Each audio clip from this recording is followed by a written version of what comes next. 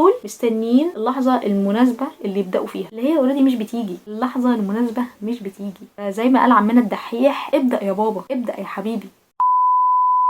كلنا عندنا حاجات نفسنا نحققها، اللي نفسه يقرا كتاب، واللي نفسه يفتح بيزنس خاص بيه، واللي نفسه يرفع الجي بي اي بتاعه بدل ما هو خلاص جاله جفاف، واللي نفسه ينزل جيم. بس للاسف بينتهي بينا المطاف واحنا بنسكرول على السوشيال ميديا. بس قبل ما نبدا الفيديو عايزه اقول لك حاجه، ان انت مش كسول، انت بس بتحس ان التاسك كبير شويه، او بتحس ان التاسك صعب، فبالتالي مخك بيكسل ان هو يعملوه. مخك بيكسل يبذل مجهود كبير. عشان كده اول حاجه لازم نتعلمها ان انت تقسم التاسك الكبيره دي لاجزاء صغيره جدا. ما تكونش انت مثلا عايز تنزل الجيم وتكون انسان هيلثي اكتر، او تكون انسان صحي، يعني تروح خابط نفسك 3 ساعات في اليوم 7 ايام في الاسبوع. ده مش لوجيك، مش صح. ففي الفيديو ده النهارده هنتكلم عن 4 خطوات بسيطه جدا عشان تبطل مرقعه وتنجز كل اللي وراك. اول حاجه make it small. يعني ايه make it small؟ يعني خليها صغيره. يعني قسم الحاجات الكبيره اللي عليك لاجزاء صغيره جدا. قسم الاهداف بتاعتك او الجولز بتاعتك لاهداف صغيره عشان مخك يستوعبها، وعشان يقدر يفكر اصلا ان هو يبذل مجهود ويقوم يعملها. طول ما انت مخلي الهدف كبير،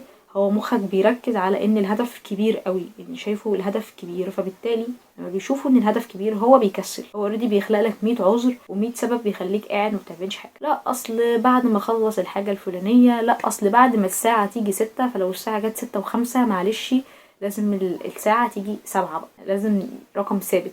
شغل بقى 6:05 و6:07 دقايق وكده انا ما بحبوش. يعني لما تيجي 7 ان شاء الله هنبقى نبتدي التاسك ده. فبالتالي مخك بتلاقيه خلق لك حجج واعذار فارغة وتافهة جدا عشان بس ما يشتغلش، وعشان بس ما يبذلش مجهود. فانت لو عايز تقرأ كتاب مثلا او تبتدي تقرأ، ما تبدأش ان انت تقول انا هخلص 50 صفحة من الكتاب ده في يوم واحد، او على اخر الاسبوع هكون مخلص الكتاب ده. انت لسه بادئ، فاكيد مش هتروح حضرتك تنط على 10 سلمة وانت لسه تحت في الاول، مش هيحصل. فبالتالي اللي لازم يحصل، اقرا صفحة واحدة بس. ايوه بالظبط، اقرا صفحة واحدة بس في اليوم. اخرك قبل ما تنام يا باشا، حط الكتاب جنبك على السرير، افتح الكتاب، اقرا صفحة. قرينا الصفحة الحمد لله، اقفل الكتاب، نام. بس كده خلاص خلصت. ولو انت مثلا برضو عايز تلعب رياضة وتهتم بصحتك، ممكن ان انت تبدأ بضغطة واحدة بس في اليوم، كفاية جدا ليك. ما تبدأش بقى تقول انا هبتدي العب رياضة فهنزل 3-4 ساعات اكسر الجيم.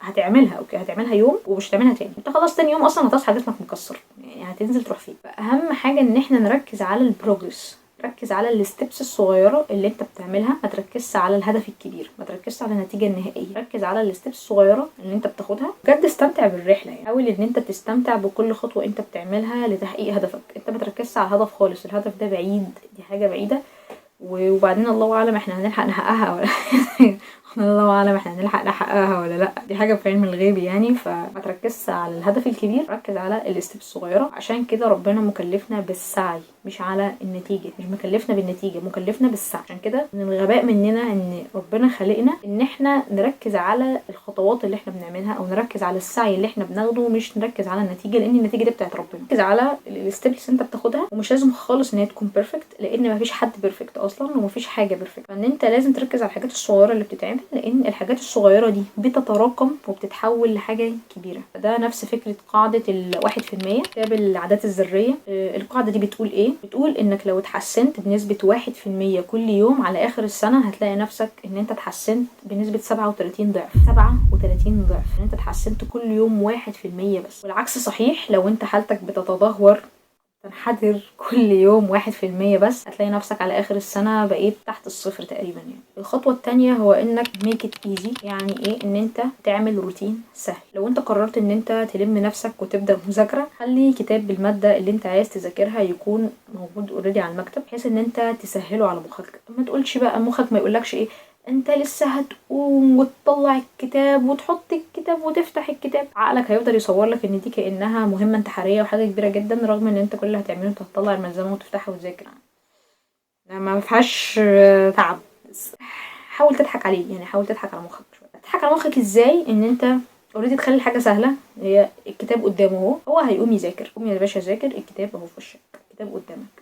بالتالي مش هيبقى فيه حاجة واعذار مخك يحطها، لا انت اوريدي بتضحك عليك. او انت مثلا عايز تعمل دايت، اذا كنت عايز تزيد في الوزن او تنقص في الوزن يعني مش تفرق، المهم ان انت دايت يعني نظام غذائي. مش طبيعي برضو ان انت تكون تخلي سناكس موجودة قدامك على طول، وتخلي فيه شوكولاتات، وتخلي فيه صودا على طول موجودة. فطبيعي ان مخك هيفتح التلاجة وهياكل كل اللي فيها وهيشرب كل اللي فيها حتى لو حاجة مش صحية. الصح ايه؟ ان انت ما تحطش الحاجة دي، بس بكل بساطة ما تحطش الحاجة دي في التلاجة، ما تحطش الحاجة دي قدامك، ما تخليش عينك شايفاها، اضحك على مخك. بالتالي انت هتبوظ الدايت. ايه اللي هنعمله؟ انت هتبدل كل الحاجات دي بحاجات صحيه اكتر، بحاجات هيلثي اكتر تحطها. انت عايز تاكل تفاح، هتحط تفاح مثلا في المطبخ، او تحط تفاح في التلاجة، وتشيل كل الحاجات المعفنه التانية اللي انت حاططها اللي هتبوظ لك معدتك اذا ما كانتش باظت، وتحط الحاجات الهيلثي اللي انت عايزها دي. خلي فيه خضار، خلي فيه فاكهه، حسب انت بتحب ايه يعني. وانت اكيد برضه ما بتحبش الحاجات دي بس. ولو انت عايز تبتدي تقرأ مثلا، خلي فيه كتاب جنب السرير بالليل، بحيث ان انت اول ما تيجي تنام تشوف الكتاب تمسكه وتقراه، مش بعد ما انت برضو تقعد على السرير وتتغطى وهتفتكر فجأة ان انت ما قريتش، ما هتكسل تقوم تجيب الكتاب اصلا. هتروح تعمل ايه؟ هتروح تمسك التيك توك تقعد تقلب عليه وتوظف الكتاب على اللي جابوا الكتاب وكده يعني. بس فخلي الحاجة سهلة، خلي حاجة سهلة الوصول، خلي حاجة سهلة ليك عشان تقدر تعملها. سهلها على نفسك عشان الدنيا تسهل عليك يعني. تالت نقطة معانا وهو انك تستخدم قاعدة الدقيقتين. قواعد كترت معانا بس معلش استحملي. قاعدة الدقيقتين دي بتقول ايه؟ اصعب جزء بنواجهه في حياتنا هو البداية. بداية اي حاجة بتكون اعفن حاجة في الحياة يعني، اذا كانت بداية شغل، بداية دراسة، بداية اول يوم دايت، بداية اي حاجة في الدنيا بتكون حاجة استغفر الله العظيم يا رب. بمجرد ما انت بتبدأ هو خلاص اوريدي الموضوع بيبقى سهل. حتى جرب انت لو نزلت شغل بجد، اسوأ فترة دي بتبقى اول اسبوع، بتبقى حاجة لا تطاق. بعد كده الدنيا بتمشي زي الفل وزي السكينة في الحلاوة يعني، والدنيا بتبقى كويسة. هي المشكلة بس في أول حاجة، أول فترة. الأستاذ جيمس كلير حللنا المشكلة دي يعني بقاعدة الدقيقتين اللي هو ادهالنا دي. بتقول القاعدة دي، بتقول عشان تبتدي عادة جديدة، أو عشان تبتدي حاجة جديدة، أو عشان تبتدي أي حاجة وخلاص، اعملها لمدة دقيقتين بس. عايز تقرأ كتاب، اقرأ لمدة دقيقتين بس. عايز تبتدي ان انت تعمل ورد في اليوم، تقرأ من القرآن. مش لازم ان انت تبتدي تقرأ جزء في اليوم كامل، او تبتدي تقرأ 50 صفحة من المصحف مثلا. تقدر تعمل ده بس قدام شوية. انت طبعا لو في الاول عشان الاستمرارية وعشان تكمل، فالاحسن ليك ان انت اقرأ بس القرآن لمدة دقيقتين فقط. هما دقيقتين بس في اليوم. عايز تبتدي تذاكر لمدة دقيقتين. انا عارفة الكلام ده هيودينا في داهية وفي الاخر هتسقط تقول عشان القاعدة بتقول ذاكر لمدة دقيقتين بس. مش ده المقصود ان انت تعمله طول حياتك ان انت تذاكر لمدة دقيقتين، لا البداية بس. يعني انت واحد طول عمرك ما بتذاكرش وما بتفتحش كتاب، قررت فجأة ربنا هداك وقررت تذاكر، مش هتقعد 10 ساعات على الكتاب، مستحيل. حرفيا الدقيقة هتعدي عليك كأنها سنة. فانت في الاول كده مشيها بالحب كده واحدة واحدة. لكن لمدة دقيقتين، تاني يوم زودهم يا عم لمدة ربع ساعة، تالت يوم زودهم لمدة نص ساعة. بعد كده انت اوريدي هتلاقي الموضوع بيمشي معاك كويس، وهتلاقي نفسك بتذاكر عدد ساعات كويس من غير ما انت تاخد بالك. الموضوع برضو بينطبق على الرياضة. لو انت عايز تلعب رياضة برضو اجري لمدة دقيقتين، او انزل ضغط لمدة، لا ضغط لمدة دقيقتين دي صعبة. اعمل اي حاجة لمدة دقيقتين يعني نط في مكانك، اعمل اي اكتيفيتي لمدة دقيقتين. ورابع خطوة معانا هو انك تكافئ نفسك. هتكافئ نفسك ازاي؟ وان انت توعد نفسك مثلا ان انت لو خلصت جزء المذاكرة ده، مش الدقيقتين، لا جزء المذاكرة يكون محترم، مش عايزة ناس تعبط. لو خلصت الجزء ده هجيب لك شوكولاتايه يا عم، هروق عليك. عايز تبتدي مثلا ان انت تصلي، كافئ نفسك برضو. اللي هو انا لو قعدت اسبوع بصلي، انا هجيب لنفسي حاجه حلوه، هجيب نفسي حاجه كان نفسي فيها. قعدت 40 يوم بصلي، لا هجيب حاجه اكبر. كافئ نفسك. مش شرط والله انت تشتري حاجه ماديه يعني، لو انت شحات زينا كلنا شحاتين، مش شرط انت تكافئ نفسك بحاجه ماديه يعني. لو معاك فلوس يعني هات حاجه اوكي. قصدي يعني لو مش كل برضه، ما مش كل ما هنعمل حاجة هنجيب لنفسنا حاجة، ما هو مش هيبقى خراب ديار.